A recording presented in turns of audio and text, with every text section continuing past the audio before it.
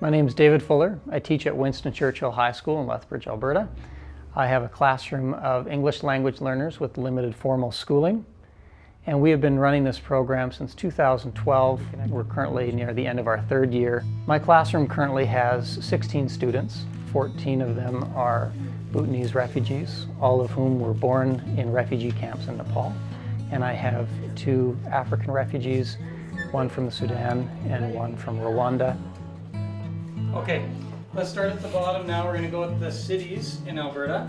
Somebody tell me what is on this side. The goal of the program is preparing students to come from the refugee system into a healthier way of being a student. So how do we turn students who have not been to school before or have had limited schooling into students who can perform with their Canadian peers? And we need to make that step available to the students so that they have a better chance of being successful when they do integrate.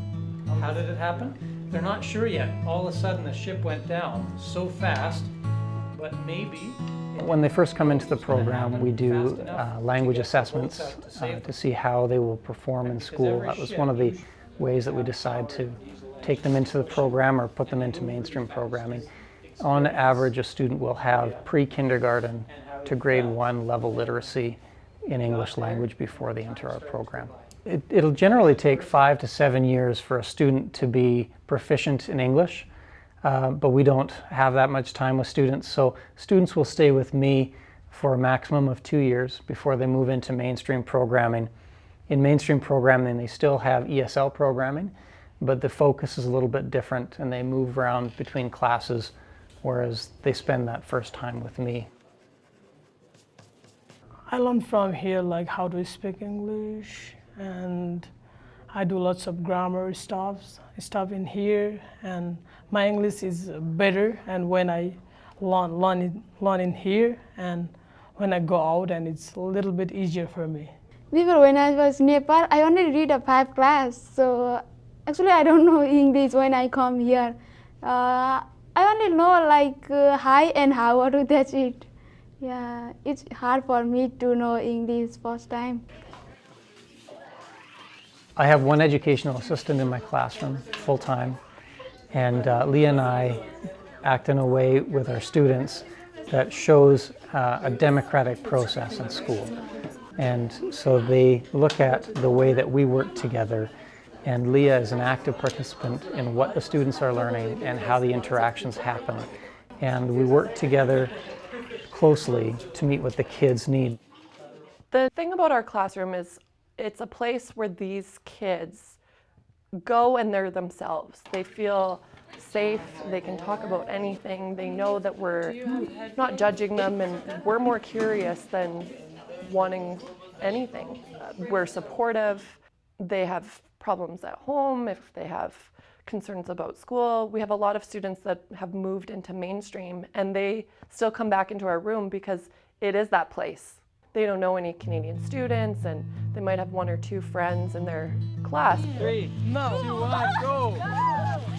It's a place where everybody can come and the door's always open, even if they're no longer in our class. There are 3 strategies, main strategies that Leah and I use with the kids to prepare them for life in the mainstream classroom and living in Canada. We do a morning pages every day where we write back and forth, and it's a conversation that helps them learn about us and helps us learn about the student.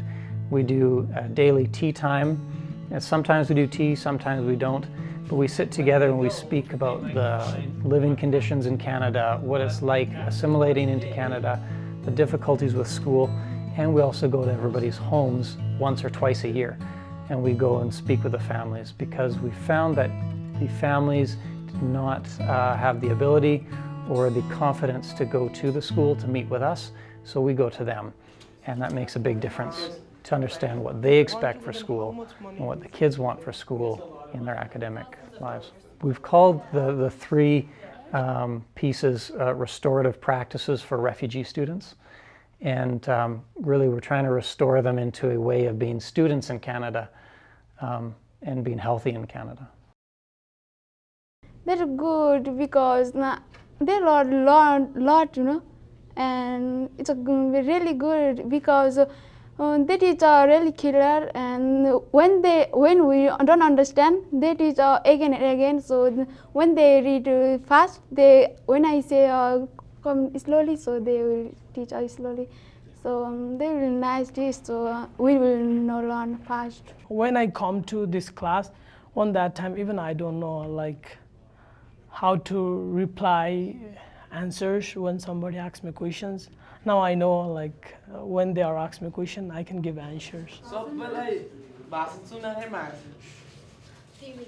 In the 3 years, we've seen major changes in the students' reactions with these activities. We have nearly no issues with attendance. We have much more engagement with parents who feel confident to tell us what they desire for their students' futures and what they want after school. And we found a lot of engagement that continues once they leave our program. So students are more engaged in classrooms. They're continuing to go to class. They are more active as students than students that we do not see through the program.